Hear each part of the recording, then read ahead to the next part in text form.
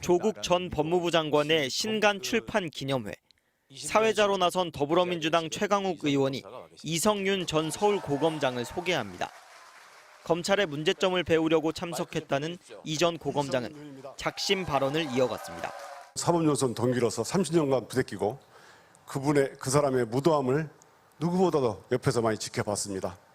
특히 윤 대통령과 가까운 검사그룹, 이른바 윤사단을 과거 군사정권 당시 육군 내 사조직 하나회에 비교했습니다. 윤석열 전 총장의 무도함과 그 윤석열 사단이 마치 전두환의 하나회에 비교될 정도로 윤석열 라인의 수사 방식, 수사 방법, 이 무도함.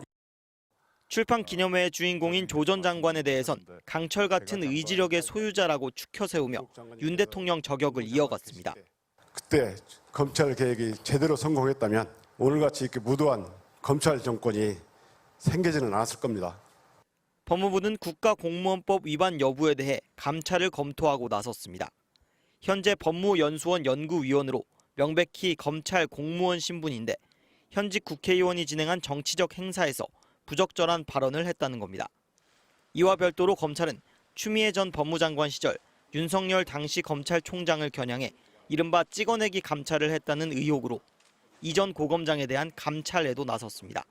MBC 뉴스 김상훈입니다. 검찰이 이성윤 전 서울중앙지검장과 박은정 전 법무부 감찰 담당관에 대한 감찰에 본격 착수했습니다. 2020년 있었던 이른바 윤석열 검찰총장 감찰 의혹과 관련해 당시 이를 주도했던 간부들에 대한 감찰입니다. 검찰은 앞서 이들에 대해서 수사를 벌여 일부 혐의가 있다며 공수처로 넘겼는데 감찰에도 착수한 겁니다. 아직 이 사건과 관련해 이 전 지검장과 박 전 담당관에 대한 기소 여부는 결정되지 않은 상황입니다. 보통 범죄 혐의를 받는 검사에 대한 감찰은 기소 이후 이뤄진다는 점에서 감찰 시점이 이례적이라는 지적도 나오는데 검찰은 이들에 대한 징계 시효가 다음 달 만료되는 점 등을 고려해 감찰 시점에 문제가 없다고 판단한 것으로 전해졌습니다. 이와 관련해 이 전 지검장은 자신의 SNS에 글을 올려 며칠 전 감찰 조사를 통보받았다며 법령에 따라 수사 자료를 제출한 것을 문제 삼고 있다고 말했습니다. 이 전 지검장은 총선 개입 고발 사주건으로 기소된 검사는 검사장으로 승진했는데 세상이 쥐죽은 듯 조용하다며 법치를 언급할 주제가 안 된다면 최소한의 염치라도 있어야 하는데 그것조차 없다고 비판했습니다. 이 전 지검장도 지난 정부 당시 김학의 불법 출국 금지 의혹 수사를 방해한 혐의로 기소된 피고인 신분으로서 고검장에 승진했지만 1심에서 무죄 판결을 받은 바 있습니다. 이 전 지검장은 모렴치를 넘어 구역질이 나지만 저는 이번에도 사회통념상의 공정과 정의를 지키기 위해 당당히 맞서 싸울 것이라고 강조했습니다. 박 전 담당관도 SNS 글에서 이게 이토록 야단법석을 떨 일이냐며 민주평통 수석 부의장의 말씀을 빌리자면 빛나는 태양 구국의 지도자를 몰라본 제 잘못이 매우 큰 것 같다고 반발했습니다. 이들은 앞서 추미애 전 법무장관 시절 한동훈 당시 검사장의 연루 의혹이 있었던 이른바 채널A 사건 관련 자료 등을 법무부 감찰위원회에 무단으로 제공했다는 혐의 등을 받고 있습니다. 지난 2020년 서울중앙지검장을 지냈던 이성윤 검사가 바로 그 청사에 출석했습니다.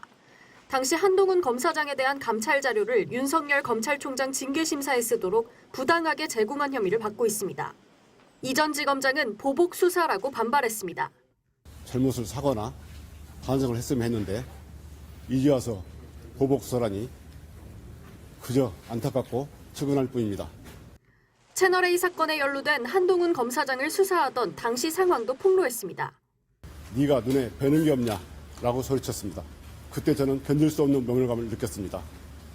2020년 12월 당시 추미애 법무장관은 윤석열 총장에 대한 직무를 정지시킨 뒤 정직 2개월 징계 처분을 내렸습니다. 측근 한동훈 검사장에 대한 감찰과 수사를 막은 점도 여러 징계 사유 중 하나였습니다. 한동훈 검사장 감찰 자료가 징계 과정에 위법하게 쓰였다는 의혹도 제기됐지만 검찰은 작년 6월 이 의혹을 각하 처분했습니다. 그런데 정권이 바뀐 직후 돌연 이 사건을 다시 수사하기로 결정했습니다. 징계를 주도한 박은정 전 감찰 담당관을 지난 10월 조사한 데 이어 이성윤 전 지검장까지 부른 겁니다. 보복 수사라는 반발에 대해 검찰은 당사자들의 방어권 행사일 뿐이라며 별다른 입장을 내놓지 않았습니다. 윤석열 대통령은 정직 징계가 부당하다며 소송을 냈지만 1심 법원은 면직 이상의 징계도 가능한 비위라고 일축했습니다. 한동훈 장관이 이끄는 법무부가 윤 대통령을 상대로 2심을 이어가고 있는데 법무부는 1심에서 승소한 변호인단을 모두 해임하고 항소심을 정부 법무공단에 맡겼습니다. MBC 뉴스 김지인입니다. 지난 2020년 4월 7일 MBC의 채널A 사건 보도 일주일 뒤 한동수 대검 감찰부장이 당시 윤석열 검찰총장을 찾아갔습니다. 채널A 기자의 취재원 강요 의혹에 등장한 한동훈 검사장에 대해 감찰을 개시하겠다고 하자 윤 총장이 화를 냈다고 증언했습니다. 책상에 다리를 얹어 놓으시고 굉장히 붉고 화난 목소리로 구석에 놓고 가 압수수색을 하겠다. 이러니까 쇼하지 말라고 그러셨어요. 윤 총장은 대검 인권부가 맡으라고 지시했고 한 부장이 감찰부가 함께 조사하겠다고 했지만 소용이 없었다고 했습니다. 감찰부에도 병행해서 하겠습니다 하니까 병행 그러면서 자리에서 일어나셨어요. 네. 저한테 접근을 하셨죠. 몸이 좀 크시잖아요. 당시 대검 형사부장이던 김관정 수원고검장도 채널A 사건 일지를 공개했습니다.